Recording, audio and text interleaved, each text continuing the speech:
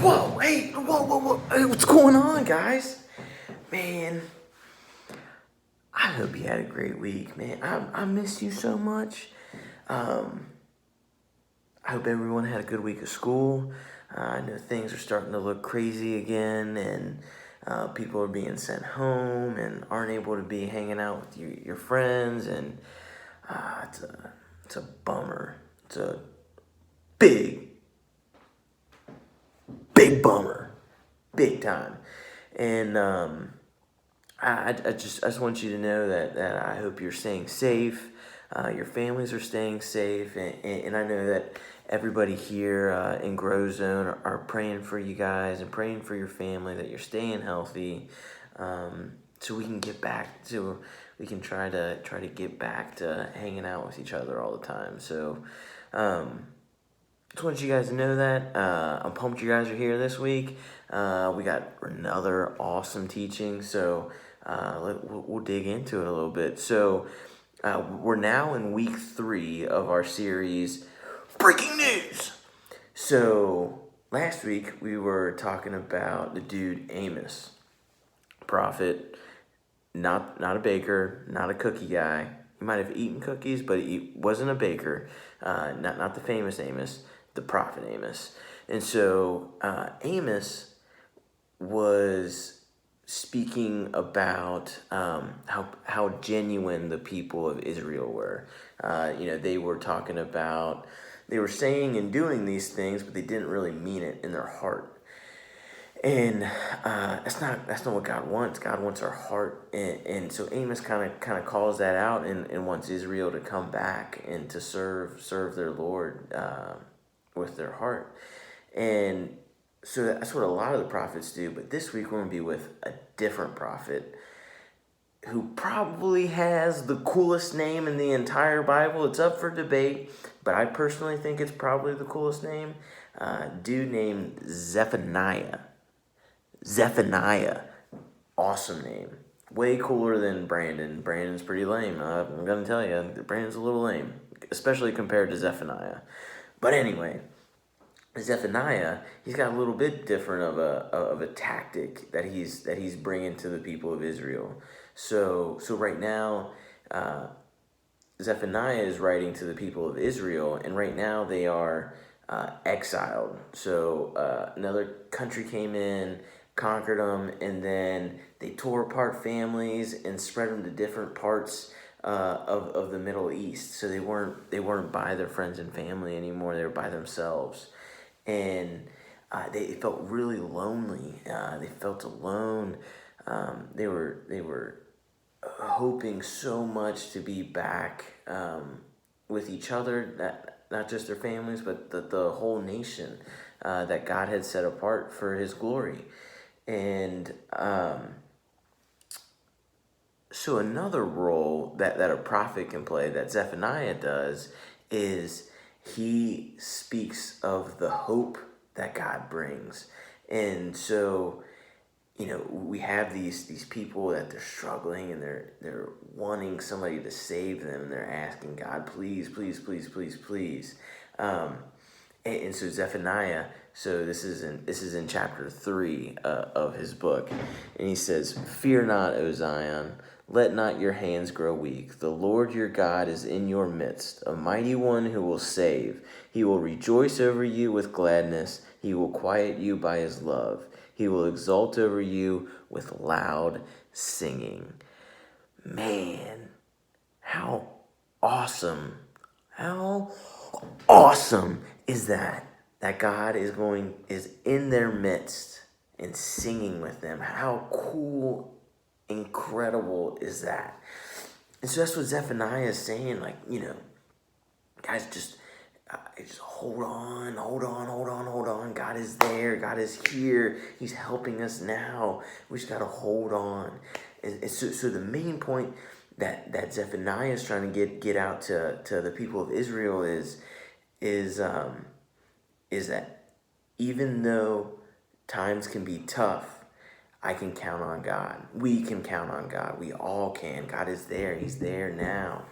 And sometimes it's not easy to believe, but man, he is there and he loves you so, so, so much all the time. There's nothing that you can do to change that. And how amazing is that? I love you guys so much. You're about to go into another video and it's going to be awesome and super cool. And I'm so pumped for you guys. Have another awesome week. I'll see you next week.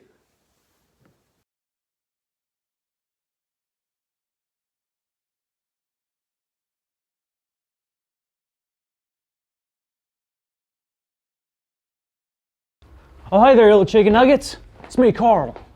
Sorry I'm late. My raccoon got out this morning. I'll start in a second. I just need to check the local news. I only check it once a year, and today's the day. So let's see what's been happening for the past 365 days. What? No. No. No! Welcome to Grow TV, hosted by Carl, where we have fun with our friends, talk about Jesus, and go over everything the Bible has to offer. Now once again, welcome to Grow TV. Oh man, oh man, oh man. This isn't good. There's so much bad stuff happening all over the world. It just makes me sad. No, I'm not gonna let this make me sad. I'm not. No! What's the use? Oh man. Oh! Okay, Carl. Pull yourself together. How do we fight sadness? Let's look it up. Chocolate? Can't do that. Roller coasters? Afraid of heights. Holding puppies? I'm allergic to cuteness. Happiness! The cure to sadness is happiness. So how do I become happy? Well, if sad news makes me sad, then happy news should make me happy. Boom! Let's search for the happiest stories in news history. Alrighty, looks like this story comes from California, the Rocky Mountain State. Apparently there's a bear who was enormously fluffy, and he was very hungry. So hungry that he climbed into a big dumpster, ate so much, and he got stuck. Then some people called animal control and saved the bear. They were super nice, and the bear got out safe. No one was hurt. That's a good story. Look how fluffy he is. I just want to hug him, but I can't because the bear would probably eat me. Story number 2. This story is about a man who finds a hurt hummingbird outside. Aw, don't cry, Carl. He apparently helped this bird and nursed it back to health. One day the bird became strong enough and the man released it back into the wild. Great. Now they'll never see each other again. Wait a second. It says that the bird named Buzz comes back to his house once a year. He even lands back in his hands and loves being petted.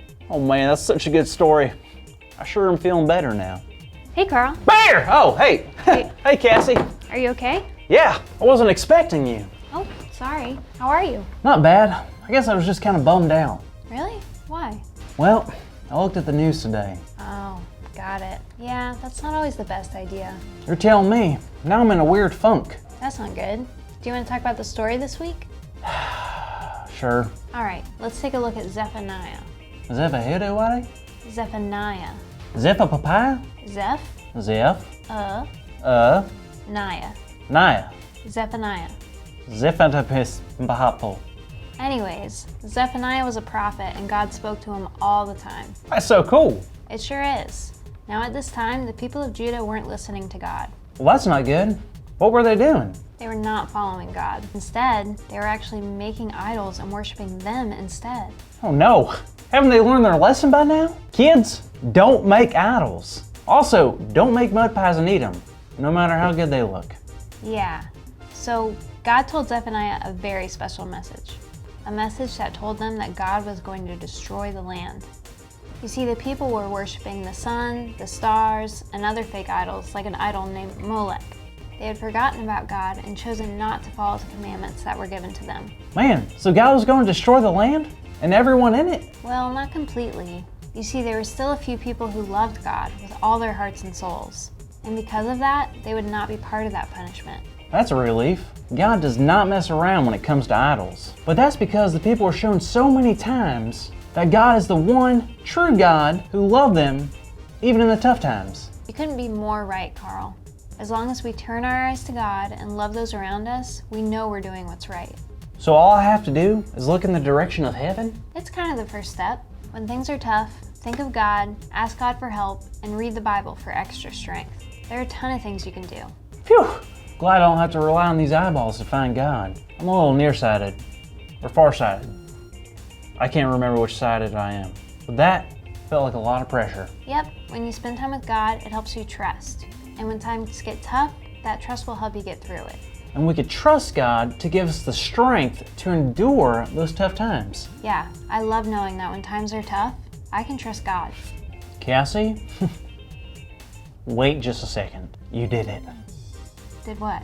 You just said our big idea!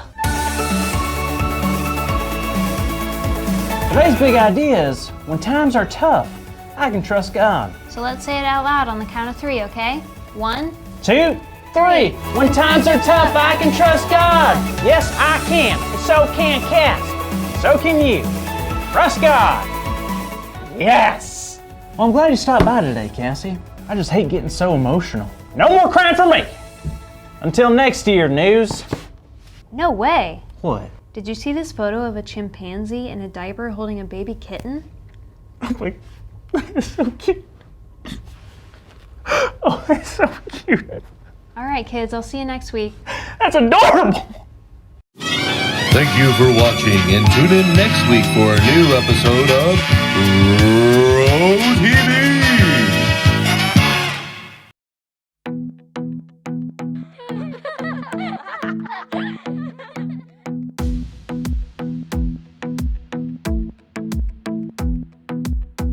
I like to think about the goodness of the Lord. He gives me everything I need and so much more. So I just want to lift my hands and say that I love him. I just want to lift my heart in praise. And I want to be thankful. I want to be grateful. I want to remember everything that the Lord has done. I want to be thankful. I want to be grateful. I want to be, I want to be, I want to be.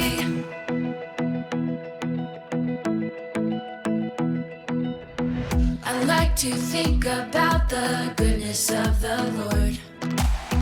He gives me everything I need and so much more. So I just want to lift my